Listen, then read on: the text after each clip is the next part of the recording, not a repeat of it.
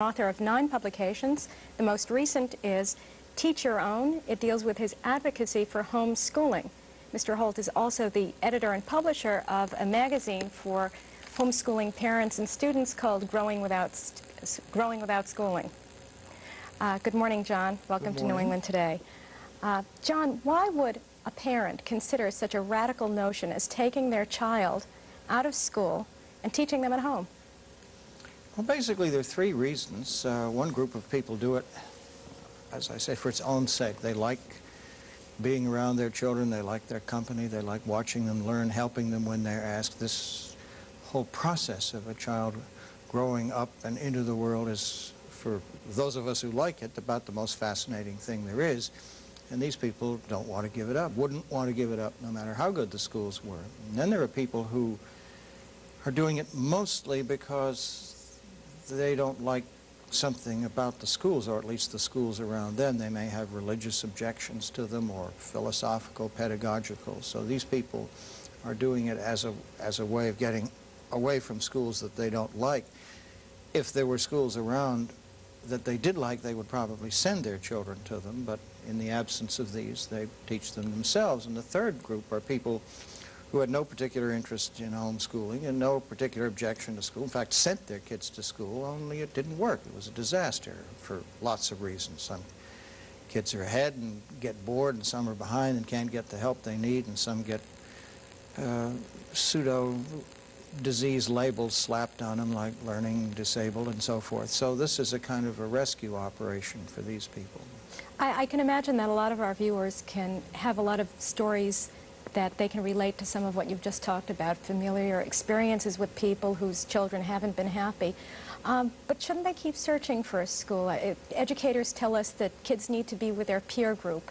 Is it necessary for kids to be with lots of kids their own age? No. I mean, in the first place, in the history of this country, Canada, even today in Alaska, even today in the central part of Australia, there are tens of thousands of families, maybe hundreds of thousands, who live 30, 40, 50 miles away from the nearest family. And nobody's ever produced a speck of evidence that children growing up in these circumstances are hurt by the experience. Not a speck. So there's no reason to believe that being surrounded by a crowd of people exactly your age is a kind of essential human experience. It's a very artificial experience. Nobody grew up that way until the last century. Well, how did we develop that as a notion of proper schooling and education, that we should be in school with grades where all the 6th grade or 6-year-olds are in the same room? Yeah, this is mostly a development of the last 100 years or so. See, the original one-room schools weren't set up that way. You had many different children in the same room or the same small school, and the big ones helped the little ones, and the little ones were helped by the big ones. This was a very much better model, and we were very wrong to get away from it. Do you feel that those kinds of schools were better? Was that a better school? Oh, yes, much better. It's mostly kind of administrative convenience that makes it handy to shovel a whole bunch of kids of one age into one room. You all use the same textbook, and the teacher only has to prepare one lesson plan. But it has very little to do with human growth or psychology or anything else. Even the schools themselves, when I was a kid 50 years ago, would never have talked about socializing as an important reason for school. No self-respecting educator would have thought of such a thing. School was for learning, not socializing. This is a recent story that's been cooked up, mostly because it's so obvious that not very many people are learning much. So are you saying that a child will develop socially okay at home, even though he's away from kids his own age? Well, but most of them, yes, I am saying that, even if we're out in the middle of Australia. Now, most kids who are homeschooled are not away from other kids. There are a whole range of child activities, even in quite small communities, that are not school-based. So you have 4-H and Boy and Girl Scouts and counterparts and church groups and musical groups and sports groups. There are lots and lots of ways for kids to see other kids without having to go into the inside of a school building. Okay, but the academics would be learned at home. Well, at home and around the home, and, you know. Okay, well, how do kids learn?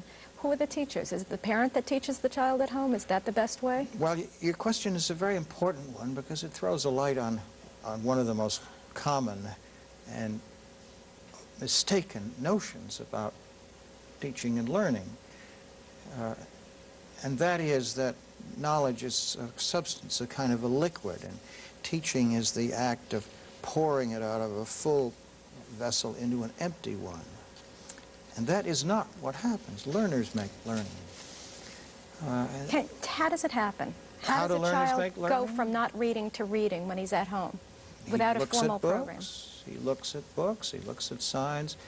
I'm in the process of writing a book about the way this happens, and we get lots of letters at Growing Without Schooling. Usually parents say, you know, all of a sudden we find this child knows something, and we don't know where she learned it or where he learned it. We didn't teach it to him.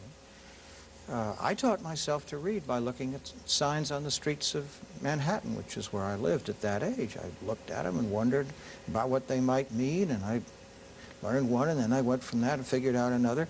A lot of kids learn to read by being read aloud to. You know, their eyes are following the words, and they are hearing the story, and all of a sudden they find out that they know it. Learning is not the product of teaching. Now, the parents, this isn't to say the parents just put them in a corner and ignore them. They talk to them. They're part of the children are a part of the family's life. They go with the parents where they go. They meet other people. You know, they're in the main sort of stream of life, but there's not very much formal instruction. Children don't learn to talk by formal instruction. So, are we saying that if a child is at home, he doesn't need a formal teacher, in quotes? He needs to be in an environment that provides him with stimuli that give him things to learn from. Yes, exactly. Okay. How do psychologists feel about that? Do they think that's a problem? It depends a lot whether they're psychologists who get most of their living from the schools or other psychologists. I mean, if you're a psychologist, if you're a school psychologist, naturally you're pretty likely to be full of talk about peer group and socializing and nonsense like this. There's a very important book which has just come out in this country called Young Children Learning, which is a report of a very extensive study which has recently been done in Great Britain by a number of psychologists over there, and what they have found out, and even in, I say even in because there's a kind of prejudice about this, fairly low-income families, that the home is a much more effective learning environment for young children than any nursery, school, daycare center, any sort of institutionalized setup. Because the learning is in the stream of life. These are real things that are happening. And the kinds of conversations... In this country, would a psychologist advise a parent that that's okay, it's okay to take your kid out of school and be at home, or would we tend to hear from psychologists that's dangerous? Oh, I think if you put all the psychologists in the country in one room and had a show of hands, they'd probably vote against homeschooling by, I don't know, 10 to 1, but that's mostly because psychologists are in one way hooked into and get a lot of their living from the school community. In any case, this doesn't trouble me. I'm not interested in counting hands. There are a lot of psychologists who do understand the importance of this. Okay. Well, say we have a family that decides that their kids should be learning at home. How does that work if both parents are working? Can it work if both parents are working? It doesn't usually work that way. That is to say, I think the fairly substantial majority of the homeschooling families of which I know anything are either organized so that the work is in the home, they run small businesses or something like that, or else they have an arrangement in which kids can be in the workplace, or else one parent is outside the home working and the other parent is working with the children, and it's not always the mother. Mm-hmm. Is there a curriculum that these people have to... But there have been families, and I know some of them personally, in which both parents have had out-of-the-home jobs, regular hours and so forth, and the children for quite a number of years, and by their own choice, all this time have been doing their own studying and learning in the home. Now, you get lots of people to tell you, oh, don't do that, and there are certain precautions that have to be observed. But this has happened, and it works just fine if everybody wants to do it. Mm-hmm. John, I know that you publish and edit a magazine called Growing Without Schooling. Can you tell us a little bit about that and who might want to read it and what it's for? Well, it's basically intended for people who have either are either teaching their children at home or seriously thinking about it, although there's a great deal in every issue of it, which could be very useful to school teachers, particularly elementary school teachers, if they happen to read it. But that's not our sort of primary target, I think. It's what kind of articles do you have? well, in the we magazine? have really three kinds of things. We get a great many letters from parents who are actually doing it. There's a lot of eyewitness testimony. We have summary of the changing legal situation. That is, We have an address for parents to write to if they'd like to get a copy of that magazine. And you can write to John. The address is on the monitor. It's 729 Boylston Street, Boston, Massachusetts, 02116. And thank you very much, John, for talking with us. We'll be returning with John. And if you're wondering what happens with homeschoolers when they've been home, stay tuned. We'll be speaking with a real-life homeschooler in just a moment. We'll be right back.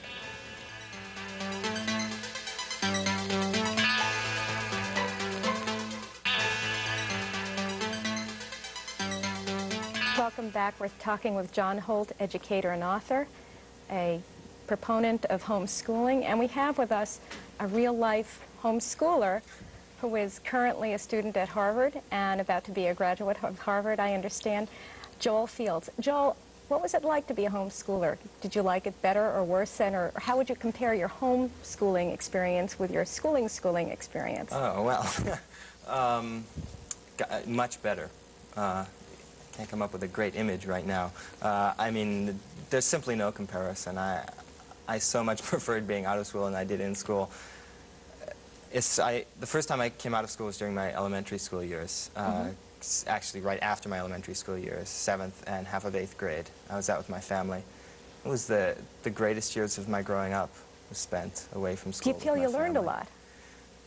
Yes, and I think even by the school standards, when I went back into school, into the second half of 8th grade, I was very far ahead of my fellow students, and I was, even in the subjects which I'd been behind in beforehand, such as mathematics, science, not my favorites, I found ways to explore and enjoy as things What was which it were like fun. for you when you were in school? Would you have described yourself as a good student, a happy student, when you were inside a school?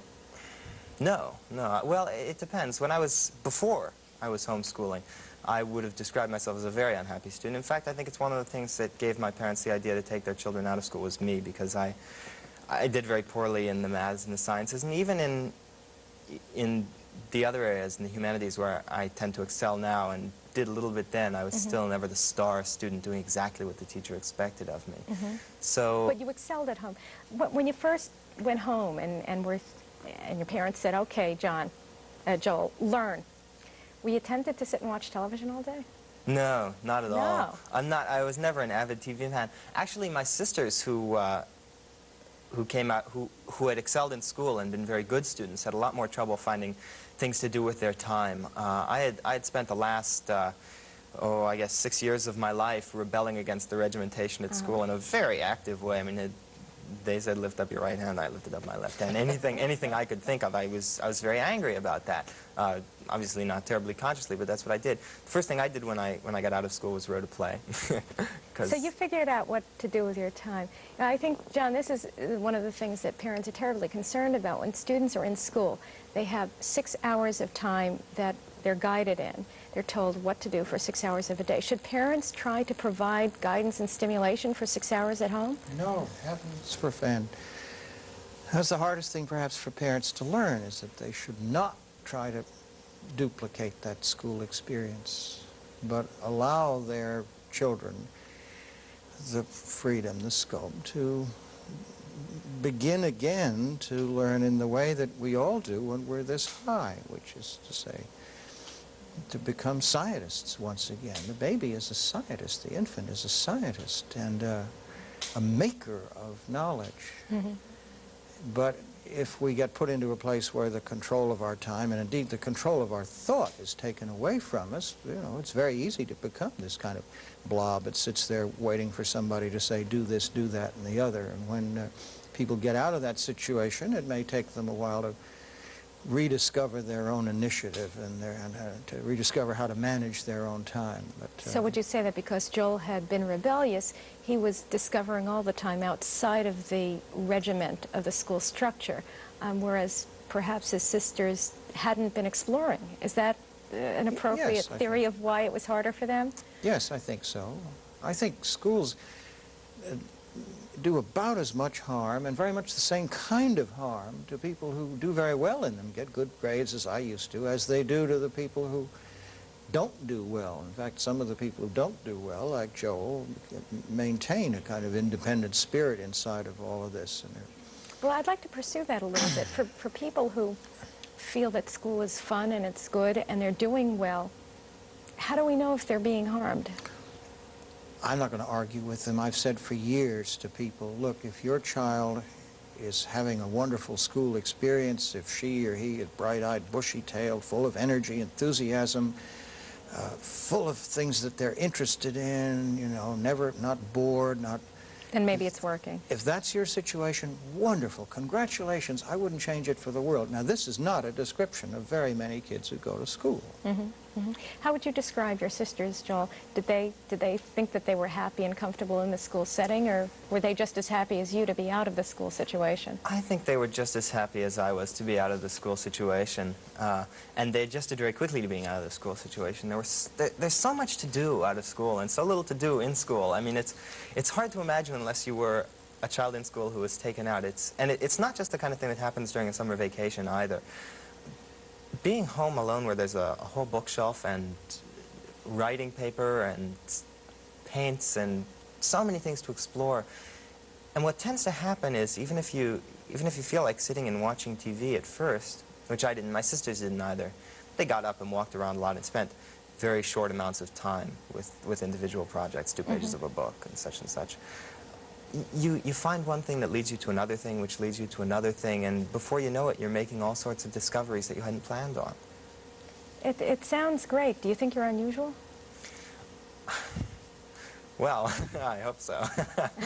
I mean, after all, you went from being a homeschooling person to getting into college and Harvard to boot. How does that happen for a person? Well, how do you get into college? Just this way.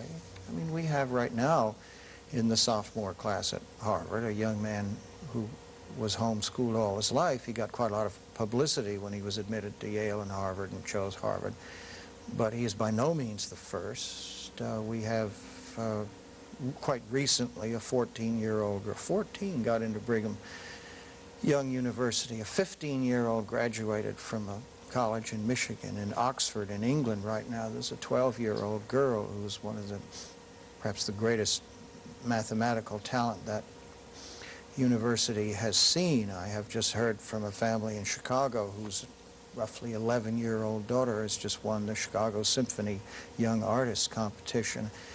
You have more time at home, and as Joel said, in a very happy phrase, among many, may I add, discoveries that you didn't expect it. You see, the terrible mistake of schools is to think that they can plan everything in advance. Is and that's Joel not unusual? How learning. Can other kids do it? I mean, he's unusual in the sense we're all unusual, but no, this is not an unusual homeschooling history.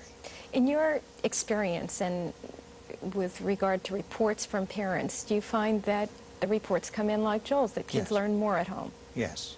And they go back to school and they find themselves ahead? That is the general, that's the general condition.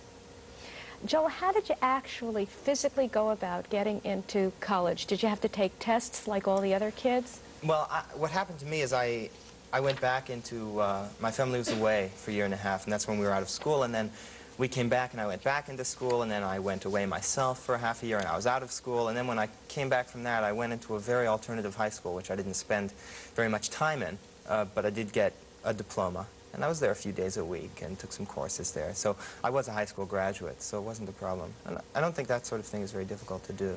Well, did you feel different than the other kids when you applied? Were you asked questions by admissions directors and interviews, and was this an issue? No, not at all. In fact, I found that the places where I really wanted to go, and this is something I think you discover when you're writing your college applications, is that you don't want to go to the kind of place that isn't going to accept you because you didn't go to a school. what kind of a place is going to accept you? Well, the school that accepted me, which is where I'm an official student, I'm a visiting student at Harvard, and I was in England last semester, is Pitzer College in Claremont, California, which is a fairly liberal school, interested in getting a good mix of students, but mostly a school that's looking for somebody who's going to add to the student body something special. And I think in a lot of ways anything you can bring to the college that is different than the normal high school experience is going to be in your favor. So they were intrigued, but how did you feel about going back to school after being a homeschooling student? You obviously had been taking the ball and rolling with it for quite some time. Did that scare you at all? Not really. I found college in a lot of ways to be very exhilarating, especially in a sort of liberal school. I did a lot of independent studies. In England last semester, I was at University College in Oxford, and their whole system is independent studies, or what they call tutorials. I see. And if you play college right and find the right school, it can really be a place where you can find something that excites you, and as I said before, run with it. John, you had a comment. Well, I wanted to say that the family on the cover of the book that we just looked there is the Van Dam family of Providence, Rhode Island. Peter Van Dam went to MIT and is the sort of local MIT admissions person. And since Peter's teaching his own children, he's very interested in what MIT says about this. And MIT says, we don't care whether kids ever saw the inside of a school. If we think, you know, they get the kind of scores we like, which are high, and if we think they can do our work, we'll add them to the applicant pool just on the same basis as anybody else. So if you're going to school to learn and you can demonstrate that you have been learning, Right. you can get into a college. I have yet to hear, I can't promise that my information is complete, but I have yet to hear from even one family that has said, gee, our daughter's son wanted to get into such and such a college and they had perfectly good SAT scores, but the college said, no, we don't want you because we haven't been to school. I've never heard of it happening. I don't believe it ever has happened. Well, we've been talking about John Holt's book, Teach Your Own, and his advocacy for homeschooling. We've been talking with Joel Fields. He's a student at Harvard and a former homeschooler, home student. Two very creative people. We'll be speaking next with a creativity therapist who helps people who feel that their creativity has been blocked. Stay with us. We'll be right back.